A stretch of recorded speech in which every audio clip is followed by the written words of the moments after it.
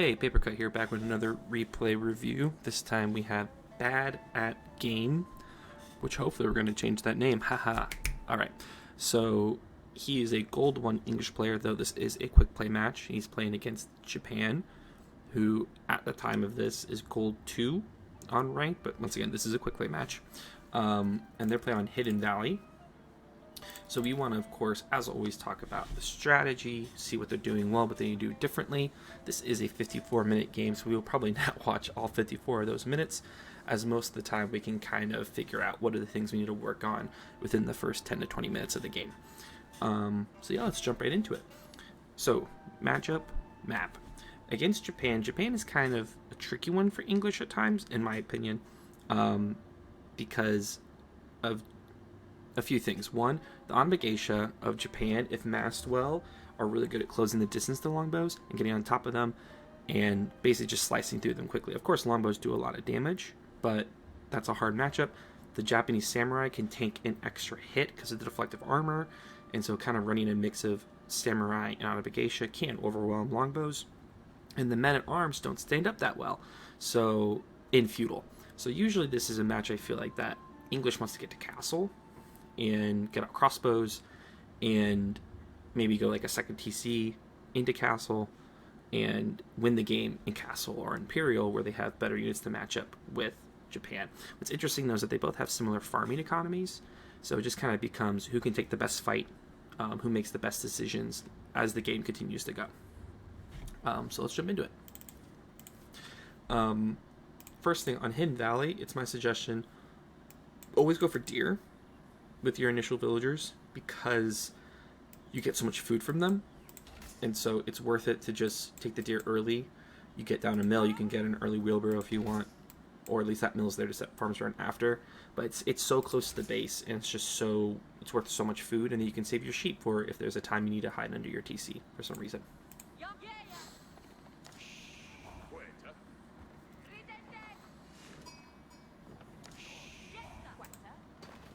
I'm going to do 8 times speed here, because it's just the opening.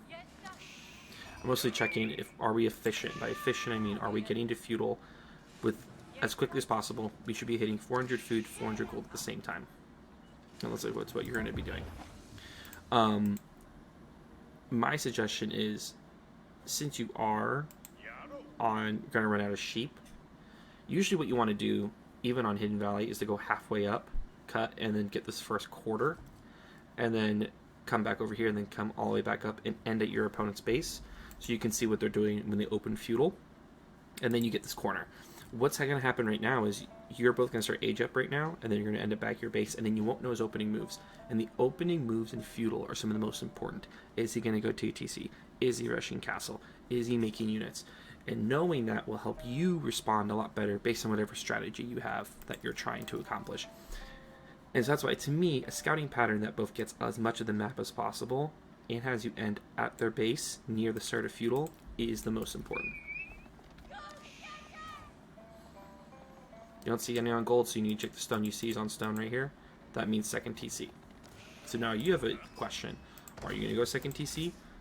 Are you going to feudal rush and try to punish the second TC, or are you going to rush castle?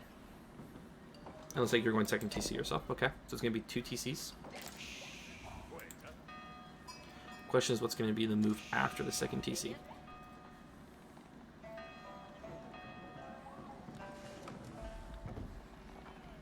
You kind of cut along the outsides here a little too hard. I would have actually kept kind of doing a zigzag pattern, because you wanted to see everything that's here. Like, you're missing out on resources, you missed out on sheep, you're missing out on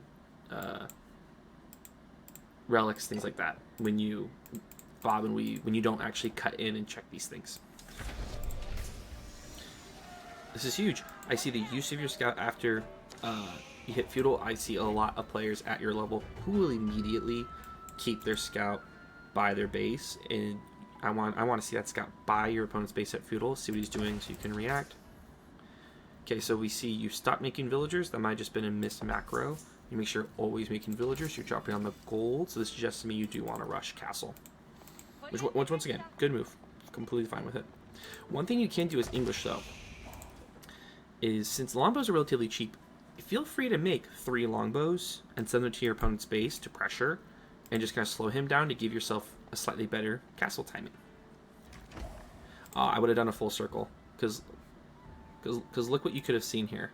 Let's check. If you had done a full circle, you see he is just on the deer out here, no problema, wide open. He is on the gold, wide open. So you actually had two options here.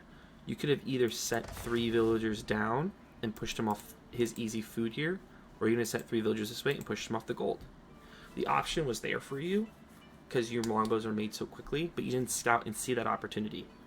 A lot of English players will do this move of getting a few longbows out while they're going castle just to keep the opponent slowed down. And maybe get a villager kill here or there. Okay, now we're making out of both TCs. The goal if you're going to do TTC is you're always making villagers. If you forget to make a villager, that's lost value throughout the entire game. You should get a mining lumber camp up here. This is too far for your villagers to be walking. I'd also be getting wheelbarrow.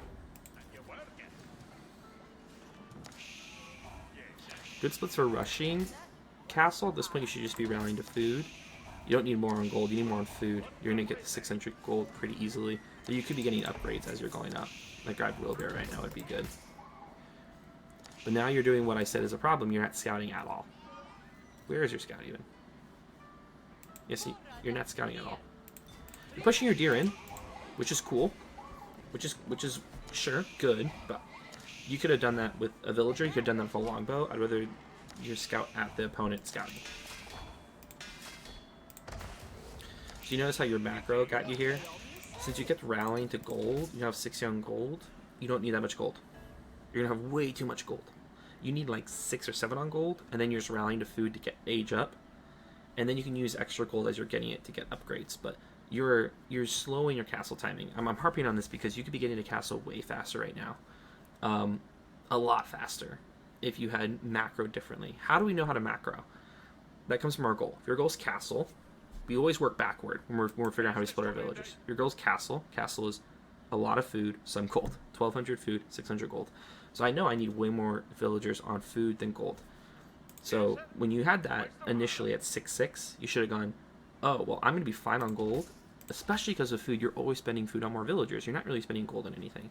So you should have just kept sending villagers to food, knowing you need way more food. Because at this point now you have way more gold than food. You could be aging up right now. Really. And look, your opponent's already... This is something you need to know. Your opponent is making units that he could raid you with, and you have no idea.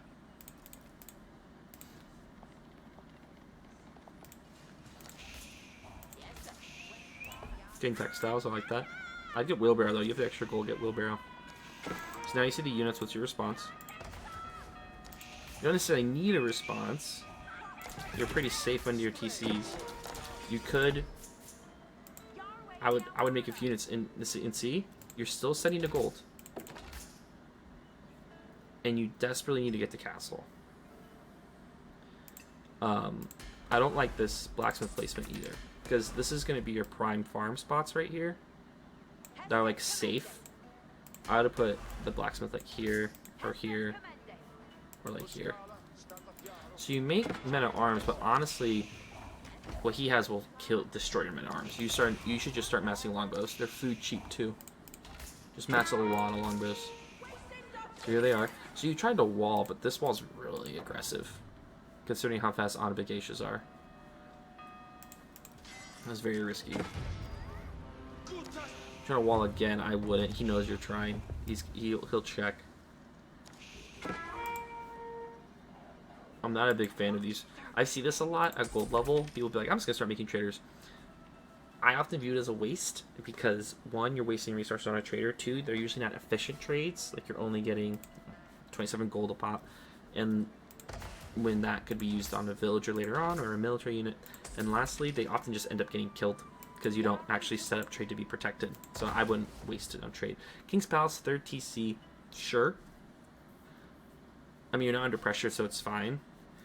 A King's Palace here is also nice, either on one of the sides. You have like really well protected farming eco, and a King's Palace also allows you to start getting out siege immediately. You can immediately start making mangonels without having to build the siege workshop, which is nice. And mangonels are huge against these samurai, these mass infantry comps that Japan wants to run. You really need to start getting farms down. You really need to start getting farm stats. You're out of food. There you go. I would buy wood with your gold right now to get wood down. My concern is you're gonna be entering castle and you only have 2 barracks in your council hall. You need a lot more production, because my fear is that he's gonna start outproducing here. Like, you set these 2 longbow out,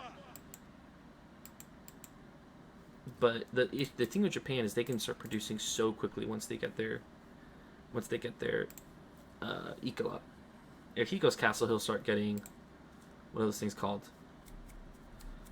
Yoroshiros, which allow him to produce even faster as well. So, but honestly, I think you could have done a lot of damage in feudal if you had just made units and gone for it.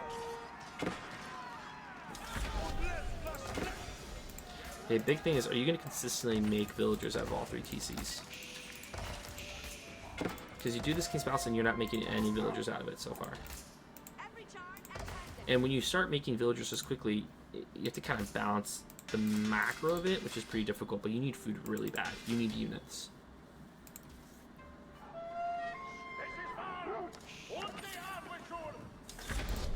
Okay, he hits castle. He's in this ram.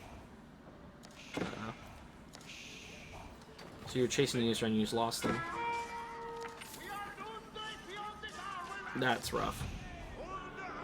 That's the power of Japan, right? You're running around with this slow-ass men-at-arms, and his Bugattis here are just running around slicing and dicing. Which is why getting the wall up earlier would have been nicer. There's also a really ambitious wall. You could have done a closer wall first, and then got the farther wall later. See, you're not even producing all 3 TCs consistently. And part of it is because you don't have the food for it. If you're going to do 3 TCs, you need a lot of food. You need 12 villagers just to get the villagers, because each villager costs 4 food. And you need 4 on food for each villager. So right now you can produce 3 villagers regularly and basically no military. So every time you buy military, you don't have food to make villagers. And now he's just killing your villagers.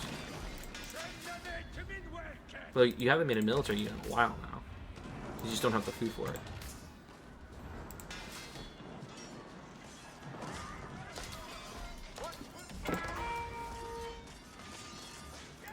Here's what do you see? You see he's running on Megasha, and he has the super duper katana banner right now. He's probably gonna start making samurai. A big thing at this level is just consistent unit production. The biggest thing I see is people just not making units consistently. And what that leads to is you losing a fight and then not being ready to reinforce because you don't have enough production, you haven't been making units. Please drop production, get food. When you do this sort of 3TC play, you need double the farms at this point. And I just don't really see you focusing enough on food. Because you're not, if you look at your resources, you should be saying to yourself, oh, I need food really bad. And now you are, where are these going?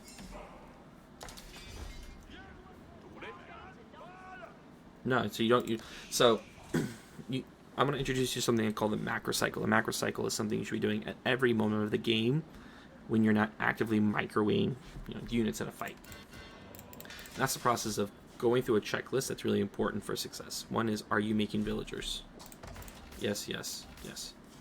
2, are you making units? Yes. And then 3, evaluating your eco. You look at your resources and go, what do I have a lot of? Wood and gold, but I have a lot of food. You ask yourself, what's my goal? Well, my goal in Castle, I need to make units and go fight and secure space. Whether to see if I can beat them, or like get walls up, get upkeeps on gold, things like that, get relics, and then decide to do there. I need food. And this is when you realize I need to do something about these resources. And you grab this chunk of 14 vills and you make a shit ton of farms right here. Because you have a lot of wood and you need food. And that's a conscious decision you make. It takes time and it'll be slow at first, but you need to keep making these decisions. Making villagers, making units, and then adjusting your eco based on what you need. Because if I see this, I've done this process so many times, I just know, oh, I need food because I need units. I'm going to drop another archery range, another barracks. I'm going to build a bunch of farms. And then I have a lot of gold. And when I see a lot of gold, I always think, can I get upgrades? Upgrades, upgrades, upgrades. I need horticulture. I'm going to get arrow defense. And asking yourself, what do I need to fight him? Well, I know Japan. They're going to go samurai. I should see you massing crossbows. Just an insane amount of crossbows. Just crossbows, crossbows, crossbows. Even if he starts doing Anabagesha, just crossbows. Because crossbows do enough damage. But right now you're not actually adjusting that eco. And so you're just going to keep getting food hamstrung. You should get way more units out right now. You're never actually fixing the food eco. Now you're dropping more production, but you can't use this production because you don't have any food. Because you never stop and go, what do I need? I need food. Okay, I need to get down farms and get food. I bet you're going to put down farms soon, but it's taking way too long. Getting relic. I do like you're getting relics. I'm guessing right here is going to be a wave of units you're not expecting. Yep, look at that. Let's do a unit check. You have 15. He has 46. Keep in mind, you have almost double the villagers of him. But the reason he has so many more units is because, let's check his macro. He has 26 on food, 4 on gold, and 20 on wood. So he can make way more units. Now, his issue is that he doesn't have a lot of production. If he had more production, he would be doing even better than you. Because right now he's making he's making 5 mounted samurai out of 1 stable. But the point stands is that the reason you should have a way bigger force than him. Your eco's way better. But you can't because you didn't adjust to put the units on the food you need because you never stopped to ask, what do I need based on my goals and looking at my resources. Rant over, sorry. Just wanted to kind of ram that point home because this macro mistake is what I see the most at this level. Because it always ends up with going, well, you didn't make enough units. When you make enough units, you didn't adjust your eco. I didn't adjust your eco because you never stopped to think about your eco. You never stopped to just make that change. And now you are. Now you fixed it, but it's late. It's something you could have done way earlier. They'd been in a much better spot. Now you're playing catch up. Good villager count, though. You'd want to be at like 120 before you stop. Once again, the issue is you're getting so much gold, and this trade isn't that efficient. Here's the thing you should do. If you get this trade set up and it's going, drop a post all the way back here and have all of the traders go to that post. Then what you really need to do now is walling this backside because any moment he's going to raid you with mounted samurai, and all they need to do is go vloop, vloop into here and they're slicing and dicing. And so during castle is a huge moment if you're having it to just wall up one of your sides, especially on this map where it's just 2 sides, to make sure you can't just get raided like that. Mass knights, this could work, but if he makes archers, if he makes spearmen, he wins. He hasn't. But here's the thing, if he masses mounted samurai, his mounted samurai better your knights, because he has deflective armor, so he takes an extra hit than your knights. But this was a good switch for what he had. And you're not doing as well as I thought. Why? Well, part of the reason is that veteran samurai actually hold up pretty well to knights. So you're doing 24 damage. He's doing 17 damage a pop. You're taking 5 damage. He's taking 4. So while your knights are better than his samurai are not like just being folded by your knights. They're standing toe to toe. Way to hunt down the mangonels, but this is why you need. If you had paired crossbows with these knights, they'd be slaughtered. And now you're getting crossbows, but you need so many more crossbows, and you don't have the production for it. You overdid it. You went into knights, which is helpful because Japan's particularly good against infantry. But you didn't match that with an equal production of crossbows. You're making crossbows out of 1 building. It would have been great if, like, you just don't have the eco to produce this many 9 knights at a time. It would have been great if you had, well, actually, you almost have the eco to do it. Almost. It would have been great if you dropped 5 archer ranges and you're just mass producing crossbows. But here's another thing I've noticed. Notice how we have some units here, but a big part of fighting like this too is, are you reinforcing as you're losing units? Since you just got your food eco up, you can't. You made all of those knights, and now you need to wait for the food to start coming in. We need to be continuously making units even when you're fighting, so that if you lose, you still have reinforcements. How you do that is you put all your production on one key, or you can use F1 and tab through. I put all of my production, I hold shift and I put all of my production under one key, like 4. So then during a fight like this, I can click 4, rally, tab, and you can tab through them, www, www, www, and just get my units going. Big tip for anyone who's like, my APM, I don't get APM, well, hotkeys are your friend then. You gotta get hotkeys down. Practicing them and making yourself use them is huge for your ability to play this game well. The second he starts now he's mixing spears in with the samurai, and your knights are being folded. Your men-at-arms are holding up a lot better, because your men-at-arms have such high armor. So I would honestly suggest, to save on gold, you just go into pure men-at-arms. You don't even need to do knights anymore. Knights can be useful to raid. Like, send your knights on the opposite. So what you could do is, while you're fighting this side, just send your knights down the opposite side to raid. Because remember, there's 2 sides to this fight. They could kill villagers here. They could come in and kill this farming eco. Go on his wood line. Yada, yada, yada.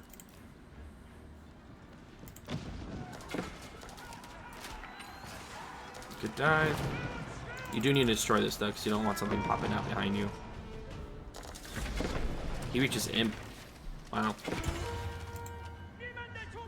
Here's the thing. You could go to imp 2, honestly, and you'd be much more comfortable in imp. You have so much wood, man. You could sell one. You need to. This needs to be inverted. You need 50 farms and 29 people on wood.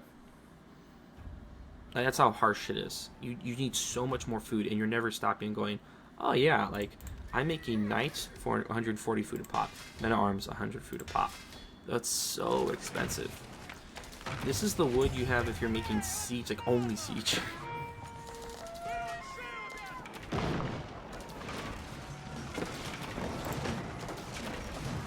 Yeah, he's too much military. You gotta.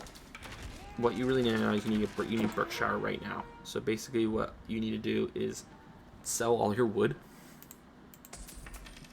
buy a bunch of food, and you Berkshire like here, like right here, and then you stonewall right here, so that this whole side's protected. And you need to get a stonewall up on this side. You're so lucky. He had a bunch. He had 5 mounted samurai sitting here the whole time that could just be killing your villagers.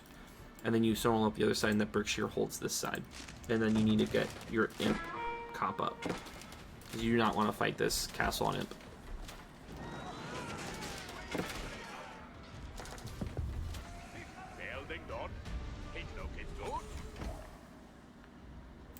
Where's this being dropped?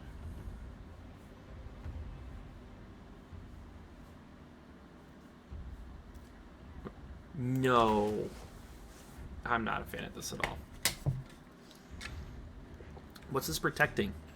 The Berkshire is an amazing defensive landmark. It can shut down a whole side of the map. I understand, like, well, I'm protecting these sacred sites, but, like, no. Put it here. It protects your production. It protects this whole side. You could set up the rest of your farms behind it. It's done. Putting it here.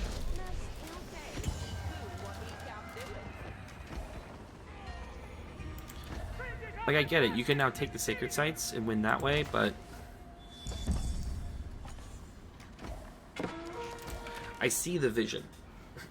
Is all I'll say. I see the vision. But I don't know, man. All he has to do is just decap 1.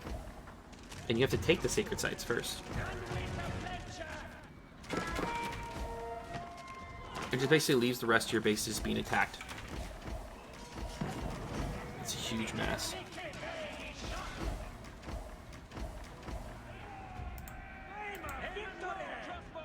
I like the eco numbers, though. That's real good. So here's the thing. He's always going to outmass you, because he has way less villagers. But you should be able to just wear him down eco-wise. Look at your ecos. Your eco's way better than him. What you really need, once again, is 50 farms. You need 55, 60 farms with enclosures, and then you can never stop making men-at-arms. And you need to be hoovering up the gold right now and making this trade more efficient.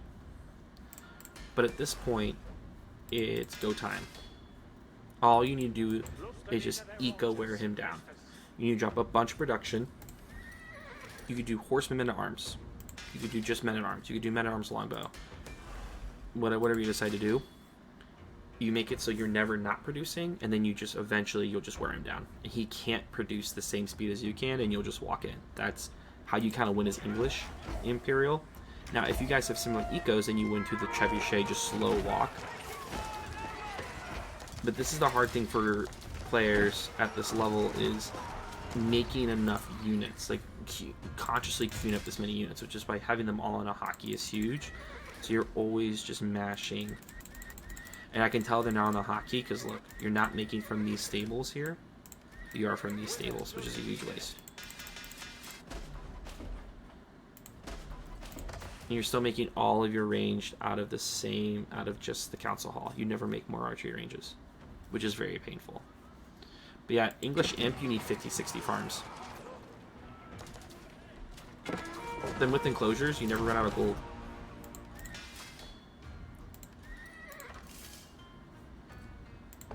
You got enclosures. Did you get any Imperial upgrades? You haven't got any Imperial upgrades for your units.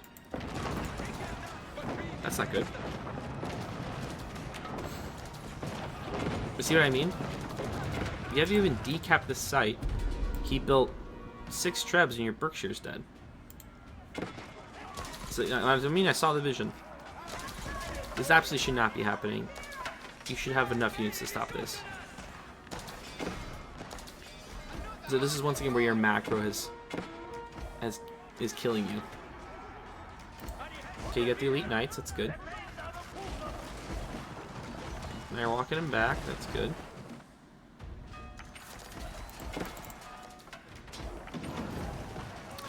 I didn't mean to watch this whole game, but I'm really, what's my time at? I'm at 27 minutes. I'm really curious on how you lose this, because you're at 138 villagers.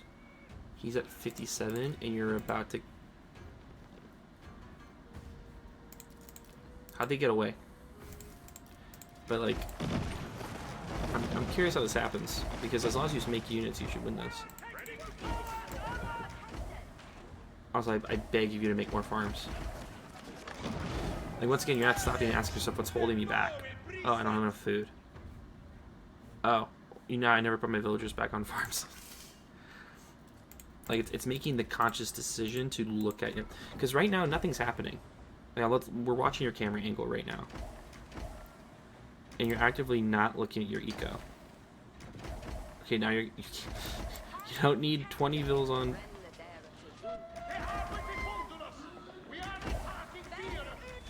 Eight, there you go.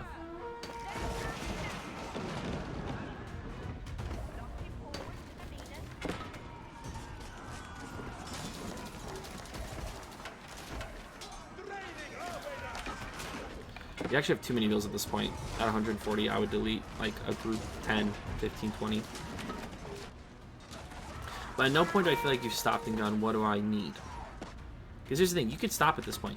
You can take a second to make that decision. You're not dying right here. Do not send that siege where you need more of a front line. I like the raid though. You have this whole side open that you haven't messed with at all yet. You need to know where to raid. Just be like, okay, he has to be in the back area somewhere.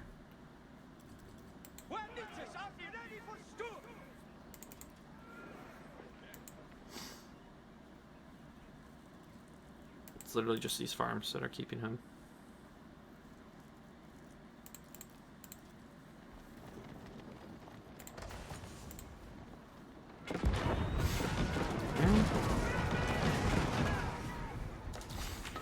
Those are Baldaquins. Why are you going... We just had elite crossbows. Just massing elite crossbows or massing hand cannoneers. You'd be in a fine spot. But you keep running into Republicans, and once again, a lot of where people start losing it is that they get exhausted and they stop just taking a second to think. What do I need? I need hand cannoneers. You're leaving units behind that are not being used. You aren't adjusting your eco. All these things are causing you to lose a game that is very winnable. You're also not using your bonuses of your civ. Longbows with the fire are very good. You don't even, if you mass enough of those, you'll be fine. But elite crossbows, hand cannoneers. You need to be constantly building towers to get the attack speed buff as you head down. But right now he's just doing Rebaldiquin, so you can't fight him straight up. But where's your range? You need range really bad. Good Springolds. There it is. You have hand cannoneers now, and they're dying. The horsemen aren't upgraded.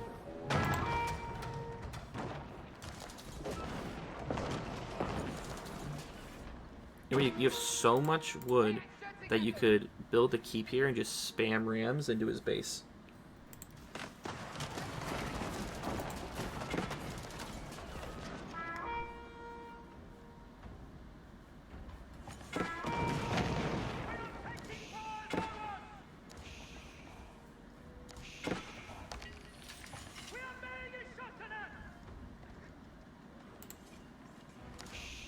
Now we got,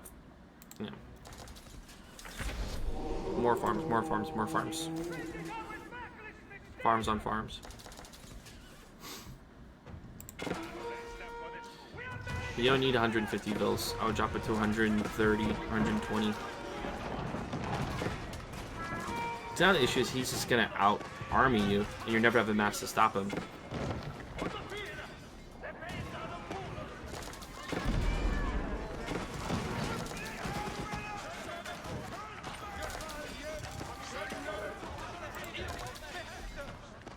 Horsemen are still veteran.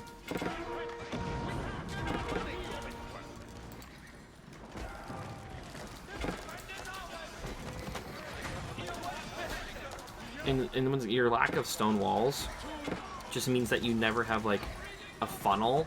You're constantly fighting all over the place.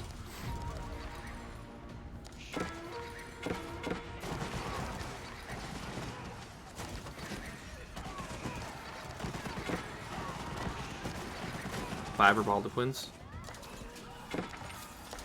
You literally just get Springolds. Just get Springolds. Sell the wood and food and get Springolds. All you need is a group of 7 Springolds that you just defend, and these Rebaldiquins never work anymore.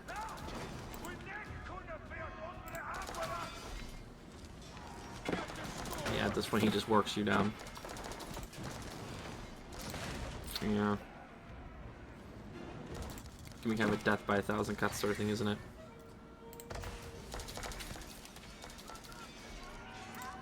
This 6 Republican strategy is pretty wild.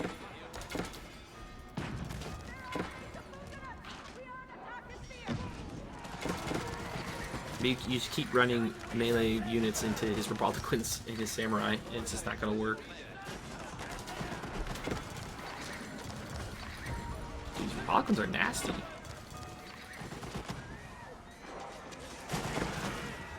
I've never seen someone mass main Republicans before. Oh my god.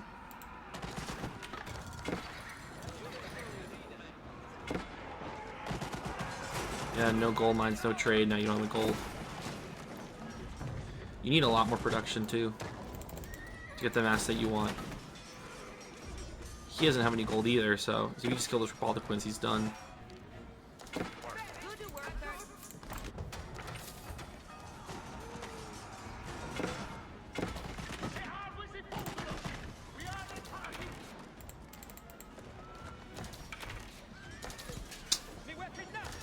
Wolf. Just wolf.